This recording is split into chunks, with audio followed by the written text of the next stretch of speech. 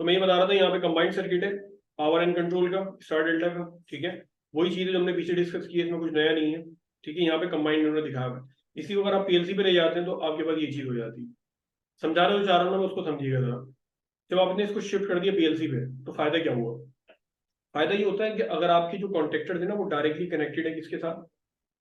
PLC के साथ। देखिए आप, आपकी जो इनपुट्स हैं, सबसे पहले आप इनपुट्स को देख लें। ये इनपुट आपके दो इनपुट्स हैं, स्टार्ट और स्टॉप। स्टार्ट कनेक्टेड है यहाँ से I2 से, स्टॉप कनेक्टेड I1 से, ठीक है। ये आपके दोनों स्विचेस डायरेक्टली इंटरफेस होगा पीएलसी से विदाउट किसी वायरिंग लॉजिक के, ठीक है, विदाउट किसी वायरिंग लॉजिक के, सही है। इसके अलावा अगर आप देखें तो आपके तीन कॉन्टेक्टर हैं, मेन है, स्टार है और डेल्टा है। मेन, स्टार, डेल्टा तीनों कनेक्टेड है, देखें आउटपुट के साथ, ये फर्स्ट पे, सेकंड पे, थर्ड पे, ठीक है। फिर आपके पास जो है वो इंडिकेटर लैंप्स भी लगे हुए, इंडिकेटर लैंप्स भी आपके कनेक्टेड है, चार आए उसके साथ में, ठीक है। एक मेन का है, एक स्टार का, एक डेल्टा का और एक ओवरलोड का, सही है। तो इसमें फायदा क्या होता है? फायदा ये होता है हमारा कि जब हम पीएलसी की तरफ चले जाते हैं ना, शिफ्ट कर जाते हैं पीएलसी की तरफ from our relay logic panel, तो हमारी जितनी भी डिवाइसेज होती है ना वो डायरेक्टली इंटरफेस हो रही होती है पीएलसी के साथ, ठीक है। वो डायरेक्टली इंटरफेस हो रही होती है पीएलसी के साथ। तो अब हम अंदर लॉजिक में कोई भी चेंजेस करते रहे, सिस्टम उसके अकॉर्डिंगली चलेगा। हमें बार बार वायरिंग चेंज करने की जरूरत नहीं है, सबसे बड़ा फायदा ये होता है। हमें बार बार वायरिंग चीजों को हटाने की, दोबारा लगाने की जरूरत नहीं है। आपने चीजों को डायरेक्टली लगा दिया, अब अंदर आप जो लॉजिक लगाएंगे उसके अकॉर्डिंगली चलेगा। जरूरी नहीं है जैसे चलता था वैसे ही चले, बल्कि जैसे आपने प्रोग्रामिंग की वैसे चलेगा। अच्छा, हमारी मीटिंग को खत्म होने में 9 से 10 मिनट बचे, तो काइंडली जितने भी लोग मौजूद हैं 15 के करीब, वो लीव ना करें। मैं इसको जल्दी जल्दी जो है वो कवर अप कर रहा हूँ, ठीक है। तो यहाँ तक जो हमने डिस्कशन की है रिले टू पीएलसी पे, हमने जो शिफ्ट किया है उसकी तरफ हमने बात करी, थोड़ी सी हिस्ट्री के ऊपर बात की है। अब हम आए थे smart relay versus PLC. Smart relay और पीएलसी में क्या फर्क होता है? नॉर्मली जो है वो स्मार्ट रिलेज का इस्तेमाल स्टार डेल्टा पैनल पे इस्तेमाल की जाती है। जिस तरह आप ये देख रहे हैं सीमेंस की लोगो है, इस तरीके से श्नाइडर की वीडियो लॉजिक है, ठीक है। ये दोनों स्मार्ट रिले। स्मार्ट रिले में क्या होता है, आपके पास रिले बेस्ड आउटपुट्स होती हैं और इनपुट्स होती हैं, ठीक है। इसके अंदर आपके पास छोटा सा जो है वो डिस्प्ले पैनल भी दिया हुआ होता है। आप इसको बटन के जरिए से डायरेक्टली प्रोग्राम कर सकते हैं। ये लैडर लॉजिक पे प्रोग्राम होती है, और इसके अंदर जो है आप जिस तरह पीएलसी के अंदर ट्रांजिस्टर बेस्ड आउटपुट होती है, इसके अंदर ट्रांजिस्टर बेस्ड आउटपुट नहीं होती। सबसे बड़ा फर्क ये होता है। इसका मतलब आप फास्ट स्विचिंग नहीं करवा सकते। जिस तरह की स्विचिंग आपको सर्वो स्टेपर में रिक्वायर्ड होती है, वो स्विचिंग आप इसमें नहीं करवा सकते स्मार्ट रिले में, ताकि पीएलसी में आप करवा सकते हैं। फिर आप पीएलसी के अंदर मजीद एडवांस फंक्शन होते हैं, मैथमेटिकल फंक्शन होते हैं, पीआईडी फंक्शन है, मोशन के फंक्शन है, मोशन कंट्रोल ब्लॉक्स है, वो सारे एडवांस फंक्शन आपको पीएलसी में मिलते हैं, इसमें नहीं मिलते। लैडर लॉजिक बहरहाल दोनों में काम करती है, लेकिन पीएलसी के अंदर एडवांस फंक्शन है, एडवांस सिस्टम्स है, फास्ट स्विचिंग है, और भी ऐसे फीचर्स हैं जो कि आपके स्मार्ट रिले में नहीं होते।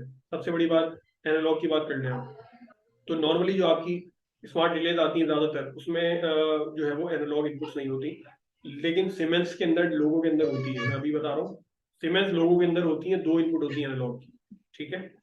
दो एनालॉग इनपुट इसके अंदर, आई थिंक 1224 आरसी के अंदर ना 8 इनपुट्स हैं और 4 आउटपुट है, यानी 8 4 12 है टोटल ना। तो इसके अंदर जो है एनालॉग भी होती है। तो हमने थोड़ी सी बात करी स्मार्ट रिले वर्सेस पीएलसी पे, ठीक है। वो आगे बढ़ते हैं। तो अब बात करें बेसिकली टाइप्स ऑफ पीएलसी की, तो पीएलसी दो तरह के टाइप्स के अंदर अवेलेबल होती है, किसी भी कंपनी की हो। पीएलसी के अंदर एक मॉड्यूलर टाइप होती है, जिसको रैक माउंटेड पीएलसी भी कहते हैं। इसके अंदर हर चीज का अलग अलग मॉड्यूल होता है। सीपीयू का अलग मॉड्यूल होगा, पावर सप्लाई का अलग होगा, एनालॉग इनपुट अलग, एनालॉग आउटपुट अलग, डिजिटल इनपुट अलग, डिजिटल आउटपुट अलग। तो AIO DIDO कहते हैं, सही है। तो हर चीज का मॉडल अलग, कम्युनिकेशन का भी अलग होता है। अब तो आजकल पीएलसी आ रही है, जैसे फॉर एग्जांपल सीमेंस की है ना, S7 1200 है, 1500 है, सॉरी 1500 की अगर आप बात कर लें तो मॉड्यूलर पीएलसी। इसके अलावा एलन ब्रेडली की है, SLC 500 है, ठीक है। वो हम आगे देख लेते हैं कौन कौन सी। ये लाइंस वगैरह काइंडली नहीं लगा है।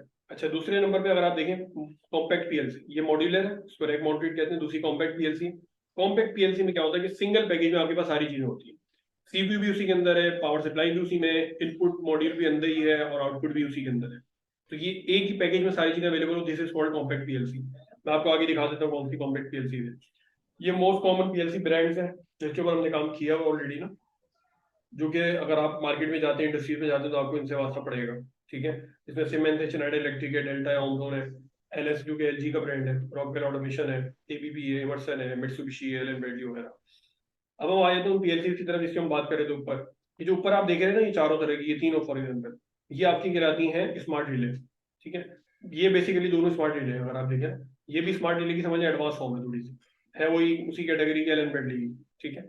ये नीचे आ जाए तो ये पीएलसी है। इसमें आप देखें तो कुछ आपको लग रही होंगी मॉड्यूलर, कुछ लग रही होंगी कॉम्पैक्ट। मैं बता देता हूँ कौन कौन सी कॉम्पैक्ट है। ये दोनों पीएलसी जो आप देख रहे हैं ना, ये दोनों कॉम्पैक्ट है। मित्सुबिशी एफएक्स सीरीज और एलन ब्रैडली की माइक्रोलॉजिक सीरीज, ये दोनों कॉम्पैक्ट पीएलसी है। ये इसके अलावा फैटेक भी ये भी कौन सी कॉम्पैक्ट है। ये जो आप देख रहे हैं ये मॉड्यूलर है। ये तीनों पीएलसी मॉड्यूलर, इनके मॉड्यूल अलग अलग अवेलेबल होते हैं। इस तरीके से जैसे आप देख रहे हैं मॉड्यूल्स होते हैं, आप लगा सकते हैं, ठीक है। पीएलसी के साथ एक और चीज बड़ी इंपॉर्टेंट होती है, this is which is called HMI, human machine interface. आपका जो भी प्रोसेस होता है ना, उसको आप ऑटोमेट करते हैं, तो उसकी आप एक समझ लें एक लाइव रियल टाइम एनिमेशन बनाते हैं। इसकी अलग से डिजाइनिंग होती है पूरी, इसके अलग सॉफ्टवेयर होते हैं, उसके आप इसको डिजाइन करते हैं, इसके अंदर आप बटन्स को प्रोग्राम करते हैं। जो भी आपका प्रोसेस होता है, वो बॉयलर हो, कोई प्रोसेस कंट्रोल हो, कोई बॉडी फिलिंग सिस्टम हो, कोई आपका इंडस्ट्रियल कंट्रोल सिस्टम हो, क्या कोई पावर प्लांट हो, ईच एंड एवरीथिंग इसके अंदर आप डिजाइन कर सकते हैं। एक तरीके का समझें ग्राफिकल यूजर इंटरफेस है, जिसको इंडस्ट्रियल लैंग्वेज में एचएमआई कहते हैं, ह्यूमन मशीन इंटरफेस। जो क्योंकि ह्यूमन इससे इंटरेक्ट करता है, तो इससे फायदा क्या होता है, आपका जो प्रोसेस चल रहा होता है वो रियल टाइम पे आपको इसके ऊपर नजर आ रहा होता है। सेकंड चीज ये होती है कि इसके अंदर मेन मेन कंट्रोल्स के बटन आपको यहाँ पे भी दिए हुए होते हैं, अगरचे वो लोकली अवेलेबल हो या ना हो, आपको यहाँ पे दिए जाते हैं। तो इसके जरिए से आप किसी पंप को इमरजेंसी कंडीशन में ऑफ करना चाहें या ऑन ऑफ करके देखना चाहें, किसी प्रोसेस वेरिएबल को चेक करना चाहें, वो सारी चीजें पैरामीटर्स आपके पास यहाँ पे डिस्प्ले हो रहे होते हैं। कौन कौन सी मोटर्स हैं, उनकी स्पीड्स क्या चल रही है, वो सारी चीजें आपके पास यहाँ पे डिस्प्ले हो रही होती है। अगर वो टैंक है तो उसमें फ्लूइड का लेवल कितना है, फ्लो लेवल कितना है, प्रेशर कितना है, टेम्परेचर कितना है, वो सारे प्रोसेस वेरिएबल्स आपके पास यहाँ पे डिस्प्ले होते हैं। तो उसको कहते हैं एचएमआई, यानी ह्यूमन मशीन इंटरफेस। आजकल जो है हाइब्रिड पीएलसी आ गई हैं, यानी एक ही पैकेज के अंदर आपके पास पीएलसी भी और एचएमआई भी है, तो हाइब्रिड पीएलसी कहते हैं। ये फॉर एग्जांपल अगर आप जो देख रहे हैं ना, ये आपकी साइमन ब्रांड की है। साइमन असल में CIMON करके ही है साइमन ब्रांड। तो साइमन की जो पीएलसी है, इसके अंदर देखें आप पीछे आपके पास आयोस का फंक्शन दिया हुआ है। तो ये ज्यादातर ऐसी जगह पे, ऐसे पैनल में जिसके पैनल के अंदर आपके पास गुंजाइश नहीं होती, जगह कम होती है, वहां पे आप इसको इजीली लगा सकते हैं। एक ही के अंदर, एक ही यूनिट के अंदर आपके पास एचएमआई भी और पीएलसी भी है, ठीक है। अच्छा, अब आ जाते हैं पीएलसी लैंग्वेजेस की तरफ। तो पीएलसी की जो लैंग्वेजेस आईसी ने, इंटरनेशनल इलेक्ट्रो टेक्निकल कमीशन ने जो लैंग्वेजेस इसके लिए जो है वो स्टैंडर्डाइज की है, वो 5 लैंग्वेजेस है।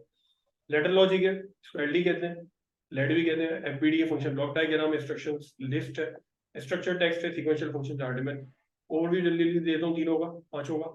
लेटर लॉजिक वो होती है जो कॉन्टेक्स्ट पे बेस्ड होती है। आप इसको ऐसा समझें, जो आप रिले लॉजिक में बना रहे थे उसी को आप जो है वो थोड़ा सा डिफरेंट फॉर्म में बना रहे होते हैं, इसको लेटर लॉजिक कहते हैं। सबसे ज्यादा इस्तेमाल होती है आपकी पीएलसी प्रोग्रामिंग के अंदर लेटर लॉजिक। सेकंड पे एफबीडी है, फंक्शन ब्लॉक डायग्राम है। इसमें ये होता है कि आपको एक एक कॉन्टेक्ट अलग अलग से नहीं लगाना पड़ता, बल्कि पूरे पूरे फंक्शन ब्लॉक्स होते हैं। और इलेक्ट्रॉनिक्स इंजीनियर्स के लिए जो है वो ज्यादा प्रेफरेबल होती है फंक्शन ब्लॉक डायग्राम। तीसरे नंबर पे इंस्ट्रक्शन लिस्ट है।